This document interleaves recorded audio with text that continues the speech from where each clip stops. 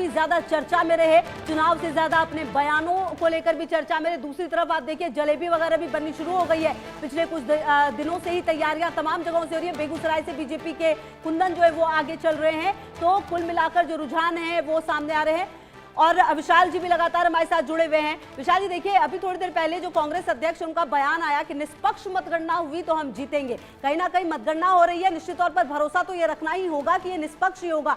किस तरह की उम्मीद और जो ये फिलहाल कांटे की टक्कर नजर आ रही है, ऐसा लग रहा है कि इस बार आप लोगों की वापसी होगी, ऐसी उम्मीद आप लोग कर रहे हैं? उम्मीद नहीं, पूरा भरोसा है, क्योंकि बिहार की जनता जो है बहुत जागरूक है, बहुत राजनीतिक जनता है और हरदम बिहार ने इतिहास को बदलने का काम किया है। लोकतंत्र की स्थापना करने का काम बिहार की धरती से शुरू हुआ है। तो कहीं ना कहीं हम महागठबंधन पूरी ताकत के साथ, पूरी मजबूती के साथ इस चुनाव में जनता के बीच में अपने मुद्दों के साथ उनकी आवाज को उठाने का काम किया था। तो पूरा भरोसा है कि शाम तक आप देखिएगा जिस तरह रुझान आ रहे हैं, रुझान है ये।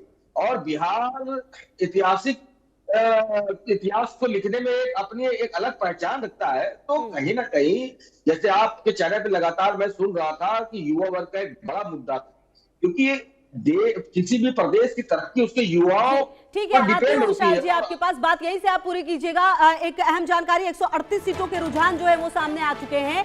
138 सीटों के रुझान सामने आ गए हैं। 79 सीटों पर एनडीए को बढ़त मिलती हुई फिलहाल नजर आ रही है, जबकि अगर आप महागठबंधन की बात करें तो महागठबंधन भी 52 सीटों पर आगे। हालांकि अब रुझान में थोड़ी पीछे जरूर महागठबंधन चल रही है, लेकिन फिलहाल अभी आप देखिए अब चूंकि अब धीरे धीरे बैलेट पेपर 7 सीटों पर अन्य भी आगे। राहुल जी की भी मौजूदगी लगातार हमारे साथ है। राहुल जी देखिए, कॉन्फिडेंस तो अपनी अपनी जगह पर है, दावे तो तमाम पार्टियां करेंगी, लेकिन फिलहाल रुझान है, ये नतीजों में तब्दील होंगे। लेकिन इस बार का चुनाव कई मायनों में ऐतिहासिक रहा है। बिहार जिसे लोकतंत्र की धरती कहा जाता है, कि यहाँ पर कई चीजें शुरू हुई है, कई आंदोलन यहाँ के जो जनता है उन्होंने देखा है। लेकिन इस बार का चुनाव हर मायने में लगे, नतीजे चाहे जो भी हो, ऐतिहासिक रहा है इस बार का चुनाव। बिल्कुल चुनाव ऐतिहासिक रहा है। पहली बार छठ पूजा के बाद जो है कि इलेक्शंस हुए और वहाँ पे जो बाहर जो पलायन लोग करते थे वो लोग भी आए हैं और उन लोगों ने भी वोट डाला है। महिलाओं का वोट है, युवाओं का वोट है, जैन जी का पूरा मामला है।